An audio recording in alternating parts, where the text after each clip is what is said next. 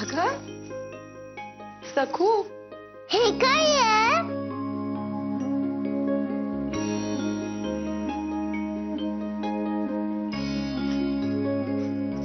पेटी. दागिन्यांची? आजी सारखे दागिने? दागिने नाहीये त्या पेटीत, पण की नाही ही पेटी मला आजींनीच दिलीये ह्यांच्या. पण त्यात काय आहे? त्यात एक गुपित आहे. गुपित? मग मला उघडून दाखव ना, मला बघायचं. आता नाही काही. तू तू खूप मोठी होशील ना, अशी नऊवारी लुगडे नेसशील, मोठा खोपा घालशील, हिरवा चुडा भरशील, नाकात नथ घालशील माझ्यासारखी,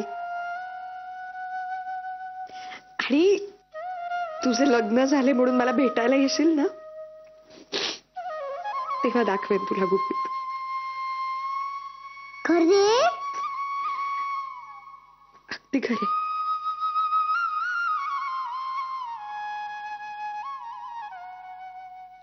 आता येथून गेलात की पुन्हा भेट होईल न होईल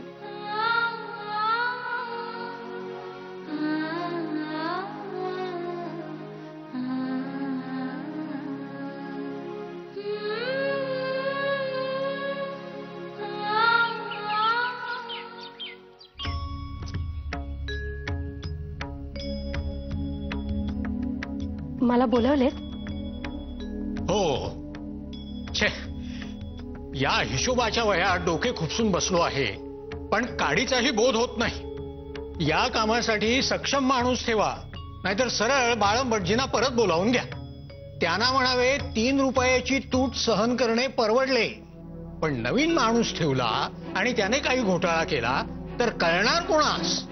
छे छे छे, फारच किचकट आहे हे सारे. नवीन माणसाने 5 रुपयाची तूट 500 रुपयावर नेऊन ठेवली तर ते निस्तरणार कसे? सारे खरे आहे हो, पण बाळंपटजींना पुन्हा बोलवायचे कसे, हाच तर मोठा प्रश्न आहे ना. आपण जाऊ नका असे कमी का विनवले आम्ही? आणि शेवटी त्यांच्या स्वास्थ्याचाही विचार करायलाच हवा. पण आता या हिशेब प्रकरणावर उपाय तरी काय?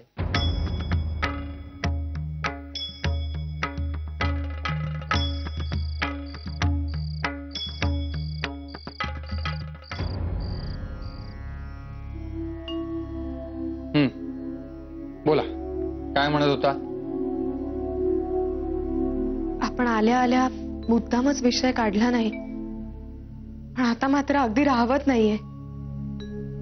मोरेश्वर हे घर आणि शहर सोडून चालले आहेत हेच ना? हो बाई, तुम्हाला कसे कळले? नाही म्हणजे त्यांना धीर होत नव्हता तुम्हाला सांगावयास. पण त्यांना सहनही होत नव्हते. तेव्हा त्यांनी सारा धीर एकवटून आम्हास मगाशी अंगणात सारे काही सांगितले. होय ना? मग तुम्ही समजूत घातलीत ना त्यांची?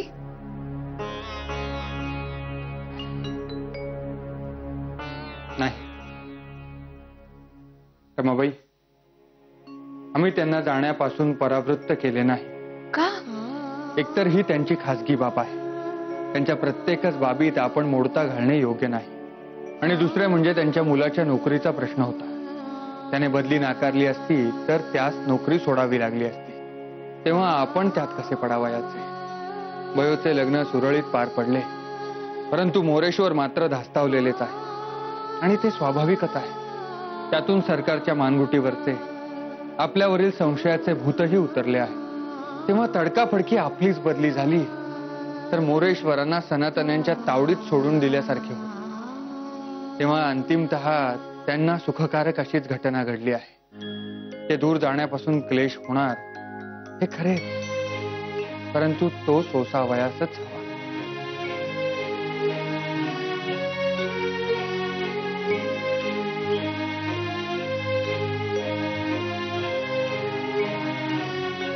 गोड बोलून एखाद्याची समजूत काढण्याची कला अगदी चांगली अवगत आहे आपल्याला.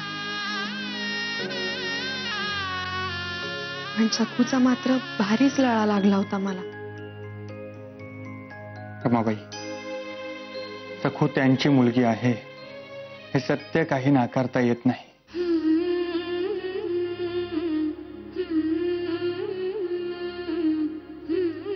हरिका, ईशा, काय? पुढे जर आपल्याला मुलगी झाली तर तिचंही नाव सखूच ठेवायचं.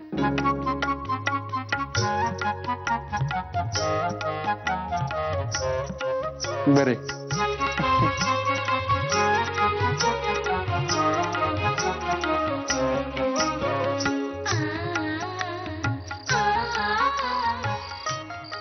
दुर्गा अक्का, काय रे बाबा? अगं आपले दुपारचे बोलणे अर्धवटच राहिले. दादाने माईला काय निरोप पाठवला हे सांगितलेच नाहीस ना तू. सांगते. दादाने माईन सांगितले, आजपासून माझे पान पंक्तीपासून अंतरावर लावण्यात यावे. काय? हो.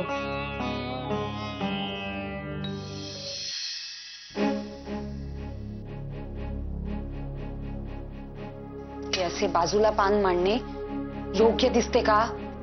पण दादानेच सांगितले आहे म्हटल्यावर काय करणार? भाऊजी काय म्हणतील?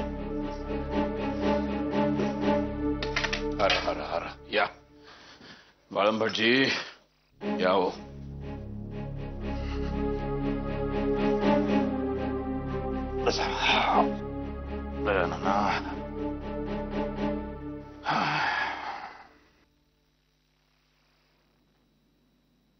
करा, सुरुवात करा.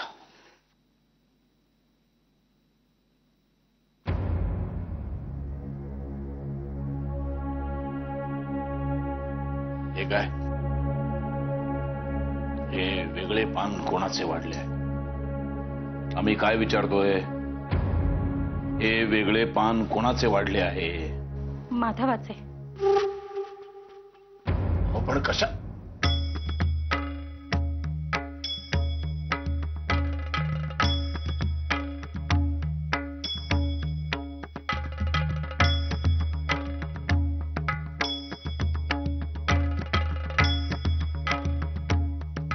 माधवा, हा सगळा काय प्रकार आहे आम्हास कळेल? भाऊसाहेब, आम्हीच सांगितले आहे तसे. विधवा विवाहाच्या निमंत्रण पत्रिकेवर स्वाक्षरी केल्यामुळे आमच्या विरोधात ग्रामणने पुकारले आहे हे आपणा साऱ्यांनाच ठाऊक आहे.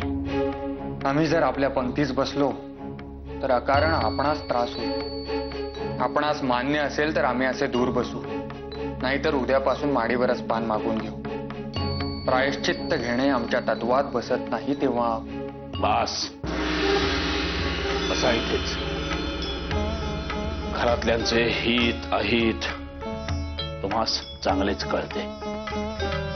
शिवाय तुम्ही पंक्तिभेदही करायचे ठरवले आहे. पण मुळात हा प्रश्न उद्भवण्याच्या पाठीमागेचे कारण आहे, त्या कारणापर्यंत आपण का पोचत नाही? जो काही आपण नवमतांचा उद्योग चालवलेला आहे तो उद्योगच जर बंद करून टाकला तर हे सर्व करण्याचे प्रश्नच उद्भवणार नाही. आपल्या मौनातच सर्व काही आले म्हणजे आपण धर्मविरोधी उद्योग करत राहणार. काही झाले तरी आपण आपले हे नवमतांचे उद्योग चालूच ठेवणार. मग त्यासाठी एक वेळ धर्मबांधवांनी आपल्यास वाईट टाकले तरी ते तुम्हास मान्य आहे.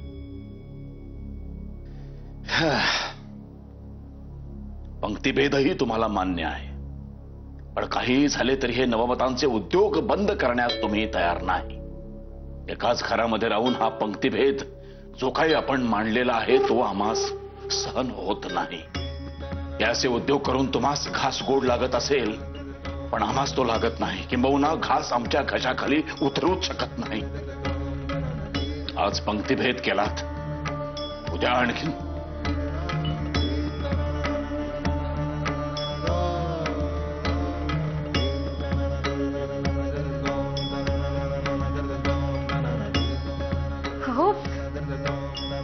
आमच्या पाठीमागे कोणीही ताटावरून उठायची काहीही गरज नाहीये.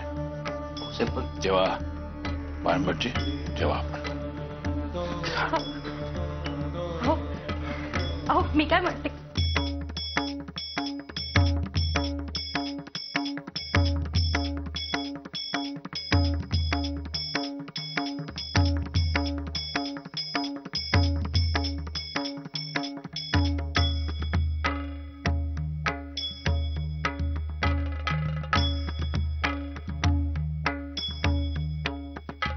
अथवा दादा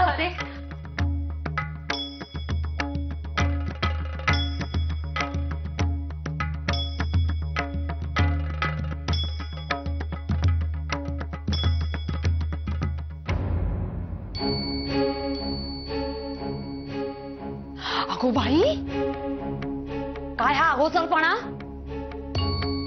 माझी आई म्हणते की नवऱ्याच्या ताटातलं असं उष्ट खाल्ल्याने नवरा बायको मधलं प्रेम वाढतं. उगाच आईचे कौतुक सांगू नकोस. तुलाच मोदक मटकवायचा होता. आपला नवरा जेवण अर्धे टाकून उठलाय, पण काय आहे का या वयेस? कल्याण झाले.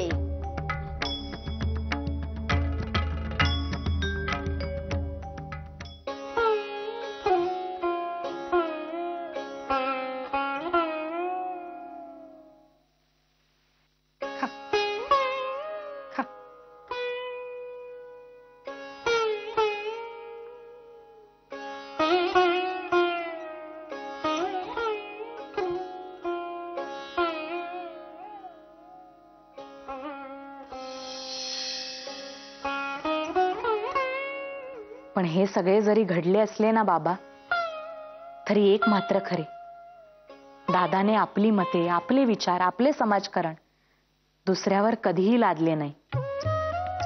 त्यामुळे दोघांची मते दोन टोकांची असूनही भाऊसाहेब आणि दादा यांच्यात अनेक वेळा ठिणग्या मात्र पडल्या, पण वाद आणि भांडणाची आग मात्र कधीच लागली नाही. जय जय राम कृष्ण हरी जय जय राम. या या या या या राम राम राम राम. रघु शिपाई साहेब, अहो इतके दिवस वाता कुठे तुम्ही? आणि ते बी आज उगवलात बसदिशी, आणि ते बी घेऊन. मला जा विचारणारा तू कोण आहे रे? नाही नाही माहित नाही का? काय? मुंबईला गेलतो मी. मग या अवतारात? नाही म्हणजे ह्या अवतारात मुंबईला गेला होता? अरे मग महत्वाच्या कामासाठी गेलतो ना. वय वय वय. मोठ्या साहेबांनी धाडलं होतं. पण मी तिकडे गेल्यावर इकडं कुणीतरी दंगा केला असं ऐकलं मी. हा? कोण आहे रे ते माणसं? एकेकाला चोपूनच काढ. कोण आहे रे त्या दंगात तुमच्या? हळू हळू हळू. इकडं मालक झोपल्यात. हळू हळू बोला तुम्ही. चोपा त्यांना पण हळू बोला. मालक? मालक? नाही हळू हळू. नाही नाही तुम्हीच मालक. पण काय आहे, तुमच्याकडे पाहुणे आलेत ना, ते जरा झोपले, तेव्हा तुम्ही निघा. नाही नाही नाही नाही म्हणजे मालक, नाही नाही तुम्ही नीट जा, नीट जा. असं म्हणलं म्हणजे स्वतः बी जा असं सांभाळून, आणि दुसऱ्याला बी सांभाळा जरा. नीट जा. नाही मी जातो, पण तू पाहुण्यांकडे ध्यान दे. देतो देतो देतो. झोपू नको. नाही झोपत. कळलं का रे? काम चुकार. काय? काम चुकारपणा करू नको. नाही करत नाही करत नाही करत. चल चल येतो मी. हळू हळू हळू. हात सोड. हात लांब. मालक मालक मालक. हा हा जाऊ द्या. कडकडन. हा हा जाऊ द्या. असं सरळ सरळ. हा आता जाऊ द्या डाव्या अंगाला. डाव्या अंगाला. इकडं इकडं. हा जाऊ द्या. हा जाऊ द्या. इकडं इकडं. जाऊ द्या. हो हो हो हो. रघु शिपाई साहेब. झालं बॉम्बल. याला डाव का उजवं काही कळना. याची उतरली ना, उद्या कळली याला कोण मालक आणि कोण नोकर. रघु शिपाई साहेब. या उद्या मग कळल. मालक. अरे वा, आल्या का सखुताई? तू मला बोलावले? होय, मी बोलावले तुला. तुझ्यासाठी मी काहीतरी तुझ्या आवडीचे केले आहे खास. माझ्या आवडीचे? बघू बघू. आणते. खाऊ खाऊ खाऊ खाऊ खाऊ खाऊ. होय होय होय. काय केले आहे ते पाहशील की नाही? हो हो. बरे काय गंमत केली आम्ही एका मुलीसाठी. बट्टू भटजी. तुम्हाला खूप खूप खूप आवडते. होय ना. चला मग आता हा बट्टू भटजी पटदेशी मटकावून टाका. खूप बाई, लगेच रडू फुटले. राग कसा एका मुलीच्या नाकाडावर बसलेला आहे अगदी. आता तूच बरं मला. बरे हे घ्या. आवडला का बट्टू? हो आला खूप छान आहे. शाबास. बसा बरे इथे बसा. आणि आपला हा बट्टू भटजी आता संपवून टाका. अरे मला की नाही तुला आणखीन एक गंमत द्यावायची आहे. थांब ना. मध्ये मध्ये बोलू नकोस ना. मला खाऊ दे ना. बरे चालू दे तुमचं निवांत. मी आलेच गंमत घेऊन. काय हं? हो.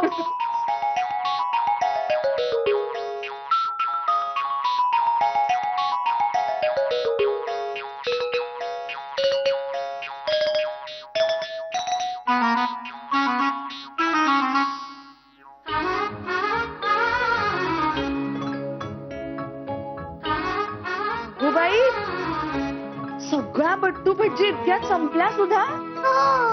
आई माझे रमा बापू गंमत दाखवू ना. कुठे गंमत कुठे? हो दाखवते. ही पहा. मोत्याची बाहुली. आवडली? हो खूप आवडली. ही माझी आहे. आता तुझी. म्हणजे आधी कोणाची होती? यमूची. यमुची म्हणजे तुझी. हो ती तुझ्या एवढी होते ना तेव्हा मला आमच्या अण्णांनी दिली होती ही बाहुली. माझी खूप लाडकी बाहुली आहे. तुला आवडली ना? हो खूप आवडली. आता ही बाहुली माझी ना? हो नक्की? अगदी नक्की. मग तू माझ्याकडे मागणार नाही ना माझी बाहुली दे म्हणून? नाही ताई बाहुली फक्त तुझी. पण ही सखू नावाची बाहुली आहे ना ही मात्र फक्त माझी बरं का.